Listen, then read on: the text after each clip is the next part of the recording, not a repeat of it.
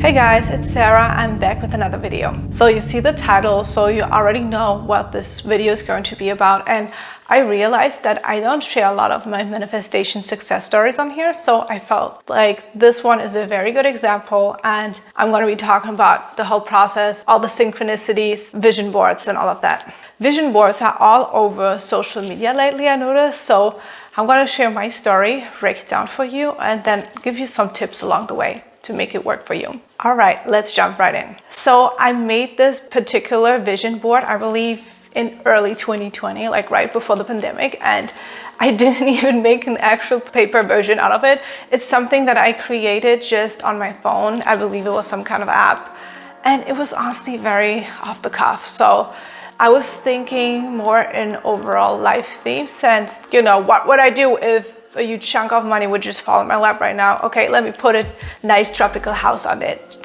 And then I Googled and I found something that I liked and that was my vibe, but I didn't think about it very much. It was much more symbolic, to be honest. And then about a year later, I was doing pretty well with money and I decided that I wanted to buy property. And the funny thing is, what I was thinking at the time, what I wanted to get was way different. I was thinking that I wanted to get something in Florida, and I was thinking an apartment, 1 or 2 bedrooms, not a house, like the typical luxury building condo. That's what I was thinking. I was thinking Miami, maybe Fort Lauderdale. And I completely forgot about the vision board. Totally, it was not on my mind. So I started looking on Zillow, all these pages, and so I was putting favorites, but I was not like ready to go look at something. But I was already saving money with the intention like this is going to be my down payment. Yeah, then my birthday came up, my birthday 2021. I was undecided on where to go to, and it was super spontaneous. I asked my cousin, and if you follow me on social media, you know that my cousin is my travel partner, basically. She lives in Chicago, which means that we usually, when we go on vacations together, we fly in through different cities. Sometimes she comes to New York and we fly together. And yeah, it was probably only a week before the actual vacation, and I asked her, hey, you wanna go? She's like, sure. Where do you want to go? I was thinking maybe Tulum. I've never been. Barbados is a place I've never been to, so let me go look on Expedia. On the package and the hotel we ended up liking were in Barbados, so we opted for Barbados. And yeah, we went on this vacation spontaneously, and then one day we kind of took a tour. We had this cab driver that took us around the island, and we started to ask him about property prices and like how's the market there. I don't know, we just had this conversation with a cab driver, and that put this thought in both of our heads. Hey, let's invest here. We love it here. It's beautiful. It's a lot safer than many islands in the Caribbean. It's not cheap, you know what I mean? So it's a good investment. So yeah, we decided to do that. Even at that time, still totally forgot about the vision board. And I was still thinking, oh, I'm gonna buy my condo somewhere in Florida first. That's what I was still thinking. But then we started looking, and it just so started happening that we started looking, and then we flew down again to view a property, and we fell in love. And yeah, this is where the real story begins, right? And in the past, and this is something I have to mention, in the past I have said for so many years I want a house in the Caribbean. And then once we decided to go for this and start the process of applying for a mortgage here and whatever, I remembered, hey, this is actually what I always wanted. So at this point, then the Florida condo was kind of not out the window, but just like, okay, not now, maybe sometime later, but now I really want this. And my cousin also really wanted this house.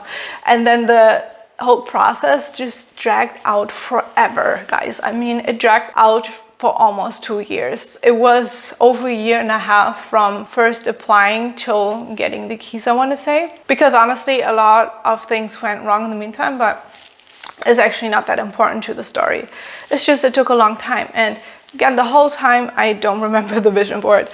And then the day that everything was done, like all the legal stuff that had dragged out for all this time was done, and I booked a flight to go pick up the keys. And that day I remember I was driving, and it was a full moon, and I was listening to, I guess, some of these like complete collection things of like Neville Goddard.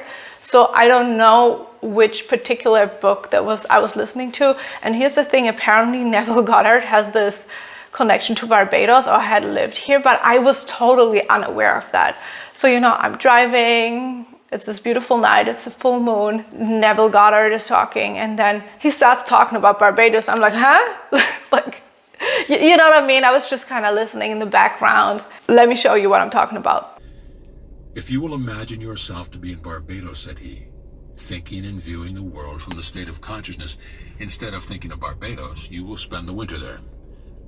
You must not concern yourself with the ways and means of getting there.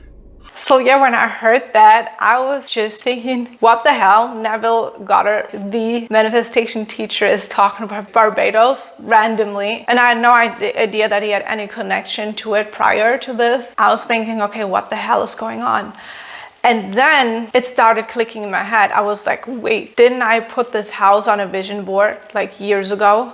And then I remember what it looked like. And guys, like, I hate that I can't find the actual vision board. I'm just trying to show you something as similar as possible. But basically, you know, it's this white house.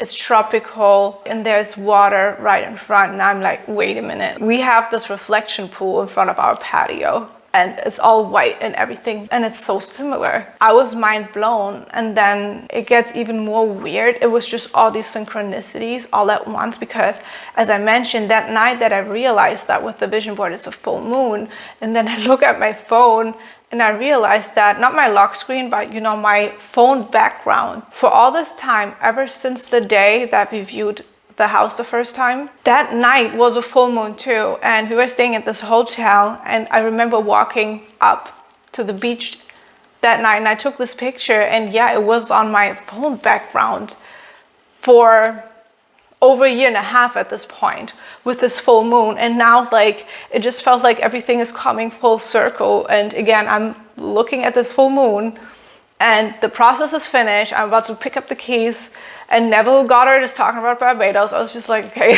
I love this is kind of weird, but yeah, it was really, really cool. And that's the moment I remembered the vision board.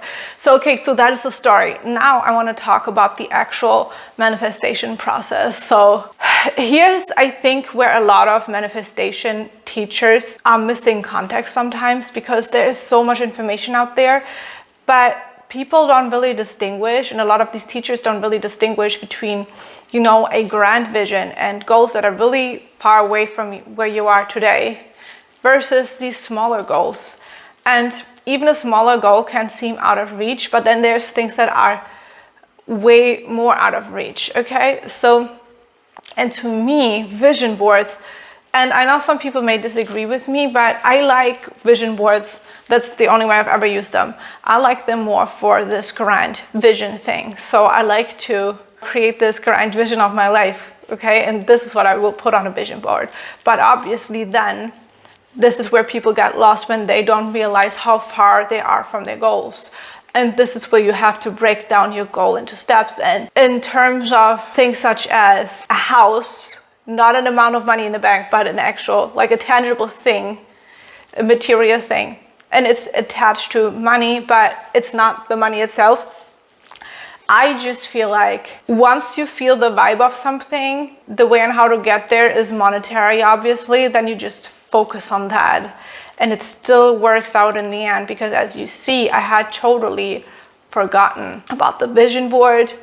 And of course, in the past, as I mentioned, I had always said that I want a house in the Caribbean. So when I was thinking this is a great time to not only put money away specifically for a down payment, but also show my bank statements to apply for a mortgage, this is when I was actually going for something different. Again, I was thinking a condo in Fort Lauderdale or Miami in a luxury building, like no.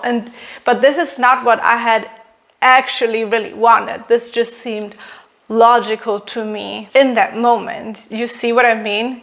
But the universe still made it so that I would go on this vacation, and that I decided to do this together with my cousin. And yeah, this is how I ended up here. Yeah, but in the meantime, again, I just took the logical, mundane steps, but then the universe helped getting me to my initial vision. And this is what's so interesting about it. So guys, it's so freaking important to break down your goals into steps. And then the universe can come in and help you and come in to help you to get your actual vision. Even though that vision, as I said, was not on my mind in that moment, you know what I mean? Because, you know, to invest in another country and apply foreign banks is like a whole different level of complicated, especially Barbados, but just in general, you know what I mean? So it wouldn't even have appeared to me to look for something in another country then. That's why I was thinking Florida, because I like tropical, okay? So yeah, this is what I wanted to share. And this is how I like to use vision boards. And the cool thing is that same vision board, it also had a car on it. When I made it, I didn't even have a car. I also have the car that I put on the vision board. So that was a good one. It all worked out. And I hope this inspired you. I'm reminding myself to create more vision boards because they're just so freaking cool. And they sometimes just work in ways that you have no idea.